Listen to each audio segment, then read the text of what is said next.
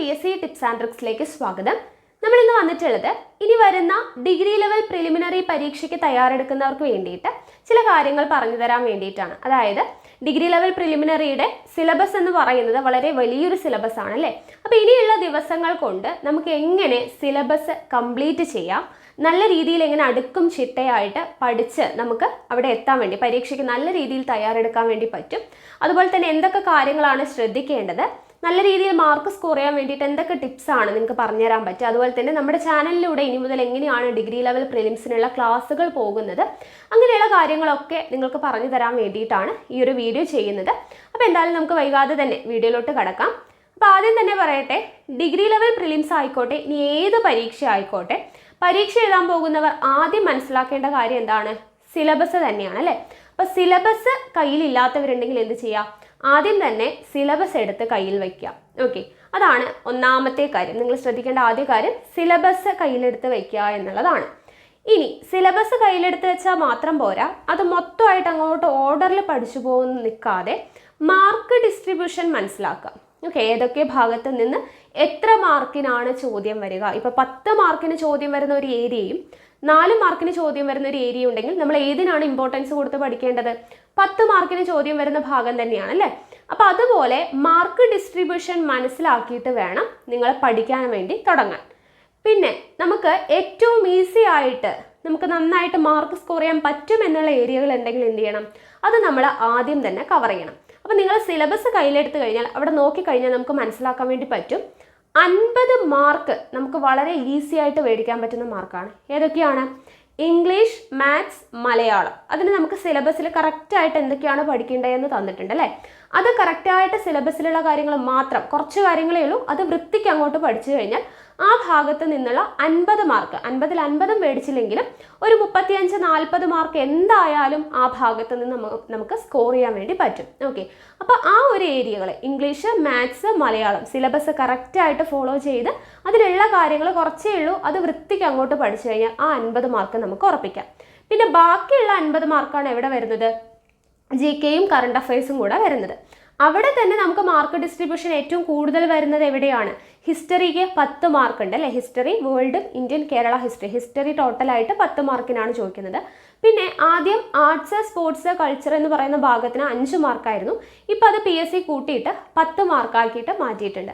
അങ്ങനെ mark distribution നോക്കിയിട്ട്, അതുപോലെ തന്നെ ഇന്ത്യൻ കോൺസ്റ്റിറ്റ്യൂഷൻ വളരെയധികം നല്ല രീതിയിൽ മാർക്ക് വരുന്ന ഒരു ഭാഗമാണ് അല്ലേ.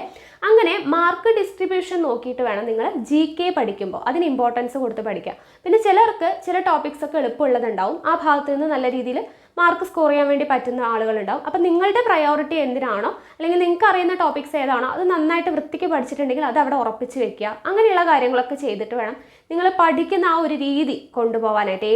ഏത് ആദ്യം പഠിക്കണം, ഏത് അവസാനം പഠിക്കണം എന്നൊക്കെ തീരുമാനിക്കുന്നത് ഈ മാർക്ക് ഡിസ്ട്രിബ്യൂഷൻ്റെ കാര്യം നോക്കിയിട്ടാണ് നമ്മൾ തീരുമാനിക്കേണ്ടത്. അപ്പോൾ നിങ്ങൾ ആദ്യം പഠിച്ച് തീർക്കേണ്ട ഏരിയ ഏതാണ്? ഇംഗ്ലീഷും മാത്സും മലയാളവുമാണ് നിങ്ങൾ ആദ്യം പഠിക്കേണ്ടത്. അതിൽ ഇംഗ്ലീഷും മലയാളവും നിങ്ങൾക്ക് എങ്ങനെ പഠിക്കുന്നതാണ് ഏറ്റവും നല്ലത്? മുൻവർഷ ചോദ്യങ്ങൾ വർക്കൗട്ട് ചെയ്തിട്ട് അതിൻ്റെ റിലേറ്റഡ് ആയിട്ടുള്ള കാര്യങ്ങളും കൂടെ വെച്ച് പഠിക്കുന്നതായിരിക്കും ഏറ്റവും നല്ല രീതിയിൽ മാർക്ക് സ്കോർ ചെയ്യാൻ വേണ്ടിയിട്ട് സഹായിക്കുക. ഓക്കെ, അതുപോലെ തന്നെ മാത്സിന് നമുക്ക് കുറച്ച് കാര്യങ്ങളാണ് സിലബസിൽ എടുത്ത് പറഞ്ഞിട്ടുള്ള എല്ലാ കാര്യങ്ങളും അല്ലേ. മറ്റേ GKയും കറണ്ട് അഫയേഴ്സും അപേക്ഷിച്ച് നോക്കുമ്പോൾ കുറച്ച് കാര്യങ്ങളാണ് പഠിക്കാനുള്ളൂ. അപ്പോൾ അത് പഠിച്ചു കഴിഞ്ഞാൽ നമുക്ക് അവിടെ നിന്നുള്ള മാർക്കും സ്കോർ ചെയ്യാൻ വേണ്ടി പറ്റും. അപ്പോൾ അത് ആദ്യം നിങ്ങൾ പഠിച്ച് കംപ്ലീറ്റ് ചെയ്യുക എന്നുള്ളതാണ് ആദ്യം നോക്കേണ്ട കാര്യം. പിന്നെ കറണ്ട് അഫയേഴ്സ് പഠിക്കുമ്പോൾ അത് വ്യക്തമായിട്ട് എന്താണ്, ഡിഗ്രി ലെവൽ ആയതുകൊണ്ട് തന്നെ ഇപ്പോൾ നമുക്കിനി വരുന്ന പരീക്ഷയ്ക്ക് ഈ വർഷത്തെ 2022 കാര്യങ്ങൾ മുഴുവനായിട്ടും വൃത്തിയായിട്ട് അങ്ങോട്ട് പഠിച്ചു തീർക്കുക. 2021 ഇമ്പോർട്ടൻ്റ് ആയിട്ടുള്ള കുറേയധികം കാര്യങ്ങളും കൂടെ നോക്കി വെച്ച് കഴിഞ്ഞാൽ കറണ്ട് അഫയേഴ്സ് എന്ന് പറയുന്ന ഭാഗവും നമുക്ക് സെറ്റാക്കി എടുക്കാൻ വേണ്ടി പറ്റും. പിന്നെ അത് കഴിഞ്ഞിട്ട് ഞാൻ പറയുന്ന ഇമ്പോർട്ടൻ്റ് ആയിട്ടുള്ളൊരു പോയിന്റ് എന്ന് പറയുന്നത്, നമുക്ക് ഡിഗ്രി ലെവൽ പ്രിലിംസ് ആദ്യമായിട്ട് നടക്കുമല്ല അല്ലേ. ഇതിന് മുന്നേ നമുക്ക് കഴിഞ്ഞ വർഷം 2021 2 ഘട്ടമായിട്ട് ഡിഗ്രി ലെവൽ പ്രിലിമിനറി പരീക്ഷ നടത്തിയിരുന്നു. ആ ഒരു എക്സാമിന് അത്യാവശ്യം എല്ലാ കുട്ടികളും ടെൻഷൻ അടിച്ച് അല്ലേ, അത്യാവശ്യം ബുദ്ധിമുട്ടി എഴുതിയൊരു എക്സാമാണ് ഡിഗ്രി ലെവൽ പ്രിലിംസ്. അപ്പോൾ ആ ഒരു ചോദ്യപേപ്പർ അവിടെ കിടപ്പുണ്ട് അല്ലേ, 2 ചോദ്യപേപ്പർ അവിടെ കിടപ്പുണ്ട്. അപ്പോൾ ആ ചോദ്യപേപ്പർ നിങ്ങൾ ഡൗൺലോഡ് ചെയ്തെടുക്കുക. എന്നിട്ട് അതിൻ്റെ ആൻസറും അതിൻ്റെ റിലേറ്റഡ് ആയിട്ടുള്ള കാര്യങ്ങളും കൂടെ പഠിക്കുക എന്നുള്ളതാണ് അടുത്ത പ്രധാനപ്പെട്ട കാര്യം. ഏതൊക്കെ രീതിയിലാണ് ചോദ്യങ്ങൾ വന്നിട്ടുള്ളത്, ഏതൊക്കെ ഭാഗങ്ങൾക്കാണ് ഇമ്പോർട്ടൻസ് കൊടുത്തിട്ടുള്ളത്, ആ ഒരു കാര്യങ്ങളൊക്കെ നമുക്ക് അനലൈസ് ചെയ്ത് ആ ഒരു 2 ക്വസ്റ്റ്യൻ പേപ്പറും അതിൻ്റെ അനുബന്ധ വിവരങ്ങളും കൂടെ പഠിച്ചിരിക്കണം എന്നുള്ളത് നിർബന്ധമാണ് കേട്ടോ. പിന്നെ അവിടെ നമുക്ക് ചോദ്യങ്ങളൊക്കെ നോക്കിക്കഴിഞ്ഞാൽ ഏതൊക്കെ ഭാഗത്ത് നിന്നാണ് ചോദ്യങ്ങൾ വന്നിട്ടുള്ളതെന്ന് അറിയാൻ പറ്റും. +1, +2 പാഠഭാഗങ്ങൾക്ക് ഇമ്പോർട്ടൻസ് കൊടുത്തിട്ടാണ് ഡിഗ്രി ലെവൽ പ്രിലിംസിന് ഒത്തിരി ചോദ്യങ്ങൾ +1, +2 ടെക്സ്റ്റ് ബുക്കുകളിൽ നിന്ന് ചോദിച്ചിട്ടുണ്ട്. അപ്പോൾ നിങ്ങൾ പഠിക്കുമ്പോൾ 5 മുതൽ 10 വരെയുള്ള SCERT പാഠഭാഗങ്ങൾ കംപ്ലീറ്റ് ആയിട്ട് പഠിക്കണം. കൂടാതെ കംപ്ലീറ്റ് ആയിട്ടെന്ന് പറയുമ്പോൾ മൊത്തമായിട്ട് പഠിക്കാൻ പറ്റിയില്ലെങ്കിലും നമ്മുടെ സിലബസിൽ പറഞ്ഞിട്ടുള്ള ഭാഗങ്ങളിൽ സിലബസ് പ്രകാരം വരുന്ന ചില പാഠഭാഗങ്ങൾ ഉണ്ടാവുമല്ലോ, അത് മസ്റ്റായിട്ടും ഇമ്പോർട്ടൻ്റ് ആയിട്ടും പഠിച്ചിരിക്കണം. അപ്പോൾ ഏതൊക്കെ SCERT പാഠഭാഗങ്ങളാണ് പഠിക്കേണ്ടത് എന്നതിനെക്കുറിച്ച് നമ്മളൊരു വീഡിയോ ഉടനെ തന്നെ ചെയ്യുന്നതാണ് കേട്ടോ. അതുപോലെ തന്നെ +1, +2 ഏതൊക്കെ പാഠഭാഗങ്ങളാണ് മെയിനായിട്ട് പഠിച്ചിരിക്കേണ്ടതെന്നുള്ളത് നമ്മൾ ഉടനെ തന്നെ ഒരു വീഡിയോ ചെയ്യുന്നതാണ്. അപ്പോൾ 5 മുതൽ 10 വരെയുള്ള SCERT പാഠഭാഗങ്ങൾ, +1, +2 ഇമ്പോർട്ടൻ്റ് ആയിട്ടുള്ള എല്ലാ പാഠഭാഗങ്ങളും പഠിച്ചിരിക്കേണ്ടതാണ്. ഇത്രയും കാര്യങ്ങൾ പഠിക്കുക. തൊഴിൽ വാർത്തയിലും തൊഴിൽ പ്രസിദ്ധീകരണങ്ങളിലും ഒക്കെ വരുന്ന മോക്ക് ടെസ്റ്റുകളും മോഡൽ എക്സാംസും ഒക്കെ അറ്റൻഡ് ചെയ്ത് നോക്കുക. ഇങ്ങനെയൊക്കെ ചെയ്തു പോയി കഴിഞ്ഞാൽ നിങ്ങൾക്ക് നല്ല രീതിയിൽ തന്നെ മാർക്ക് സ്കോർ ചെയ്യാൻ വേണ്ടി പറ്റും. പിന്നെ പ്രധാനപ്പെട്ട ഒരു കാര്യമാണ് PSCയുടെ ഈ മാറിയ ഇതിന് ശേഷം, അതായത് ന്യൂ പാറ്റേൺ ക്വസ്റ്റ്യൻസ് വരാൻ തുടങ്ങിയതിന് ശേഷം നടത്തിയ എല്ലാ പരീക്ഷകളുടെയും ഈ പ്രസ്താവന രീതിയിലുള്ള ചോദ്യങ്ങൾ വന്ന എല്ലാ പരീക്ഷകളുടെയും ചോദ്യ പേപ്പർ നിങ്ങൾ വർക്കൗട്ട് ചെയ്ത് നോക്കുക എന്നുള്ളത് വളരെ പ്രധാനപ്പെട്ട ഒരു കാര്യമാണ്. നമ്മൾ അതിൻ്റെ ഒരു വീഡിയോ തന്നെ ചെയ്തിട്ടുണ്ടായിരുന്നു അല്ലേ. 2000-ഓളം ചോദ്യങ്ങൾ, 25 ക്വസ്റ്റ്യൻ പേപ്പർ നമ്മൾ ഒരൊറ്റ വീഡിയോ ആയിട്ട് ചെയ്തിട്ടുണ്ടായിരുന്നു. PSCയുടെ പുതിയ രീതിയിലുള്ള ചോദ്യങ്ങൾ. അപ്പോൾ ആ ഒരു രീതിക്ക് ആ ക്വസ്റ്റ്യൻ പേപ്പേഴ്സ് ഒക്കെ വർക്കൗട്ട് ചെയ്ത് പഠിക്കുന്നത് നല്ലതായിരിക്കും. അപ്പോൾ ഇത്രയും കാര്യങ്ങളൊക്കെയാണ് നിങ്ങൾ എങ്ങനെ പഠിക്കണം എന്നുള്ളതിനെക്കുറിച്ച് എനിക്ക് പറയാൻ വേണ്ടിയിട്ടുള്ളത്. പിന്നെ ഇനി നമ്മൾ ചാനലിലൂടെ എങ്ങനെയാണ് നിങ്ങൾക്ക് ക്ലാസ് തരുന്നത് എന്നുള്ള കാര്യമാണ് പറയുന്നത്. അപ്പോൾ നമ്മൾ ഓരോ സെക്ഷനായിട്ട് കൊണ്ടുപോകാനാണ് വിചാരിക്കുന്നത് കേട്ടോ. അതായത് SCERT 5 മുതൽ 10 വരെയുള്ള SCERT പാഠഭാഗങ്ങൾ ഒരു സെക്ഷൻ, അത് കഴിഞ്ഞ് +1, +2 നമ്മൾ കുറച്ചൊക്കെ കഴിഞ്ഞ ഡിഗ്രി ലെവൽ പ്രിലിംസിന് വേണ്ടിയിട്ട് മെയിൻസിനൊക്കെ വേണ്ടിയിട്ട് നമ്മൾ എടുത്തിട്ടുണ്ടായിരുന്നു, ഡിഗ്രി ലെവൽ പ്രിലിംസിന് വേണ്ടി എടുത്തിട്ടുണ്ടായിരുന്നു. അപ്പോൾ അതിലും എടുക്കാത്ത ഭാഗങ്ങളും അല്ലെങ്കിൽ എടുത്തതിൽ തന്നെ നിങ്ങൾക്ക് മനസ്സിലാവാത്ത അല്ലെങ്കിൽ കുറച്ചുകൂടി ഡീറ്റെയിൽഡ് ആയിട്ട് എടുക്കണം എന്നുള്ള ഭാഗങ്ങൾ, അങ്ങനെ +1, +2 അതിൻ്റെ ഒരു സീരീസ് ആയിട്ട് അത് എടുക്കുന്നുണ്ടാവും. അതുപോലെ തന്നെ കറണ്ട് അഫയേഴ്സ്, തൊഴിൽ പ്രസിദ്ധീകരണങ്ങളിൽ നിന്ന് എടുത്തിട്ടുള്ള കറണ്ട് അഫയേഴ്സ് ഓരോ ദിവസങ്ങളായിട്ട്, അതല്ലാതെയുള്ള കറണ്ട് അഫയേഴ്സ്, അങ്ങനെ കറണ്ട് അഫയേഴ്സിൻ്റെ ഒരു സെക്ഷൻ നമ്മൾ കൊണ്ടുപോകാനായിട്ട് ഉദ്ദേശിക്കുന്നുണ്ട്. കൂടാതെ ഞാൻ പറഞ്ഞ ഡിഗ്രി ലെവൽ പ്രിലിമിനറി ആദ്യം നടന്ന പരീക്ഷ ഉണ്ടല്ലോ 2021, അതിൻ്റെ ക്വസ്റ്റ്യൻസും റിലേറ്റഡ് ആയിട്ടുള്ള കാര്യങ്ങളും കൂടെ പഠിക്കണം എന്ന് പറഞ്ഞു. അത് നിങ്ങൾക്ക് തന്നെ പഠിക്കാൻ ബുദ്ധിമുട്ടുള്ളവരുണ്ടെങ്കിൽ നിങ്ങളെ സഹായിക്കാൻ വേണ്ടിയിട്ട് നമ്മൾ ചെയ്യാൻ വേണ്ടിയിട്ട് പോവുകയാണ്. ഡിഗ്രി ലെവൽ പ്രിലിമിനറിയുടെ 2 ഘട്ട പരീക്ഷയിൽ നടന്ന ചോദ്യങ്ങളും അതിൻ്റെ അനുബന്ധ വിവരങ്ങളും കൂടെ ചേർത്തിട്ട് നമ്മൾ ക്ലാസ് തരുന്നതാണ്.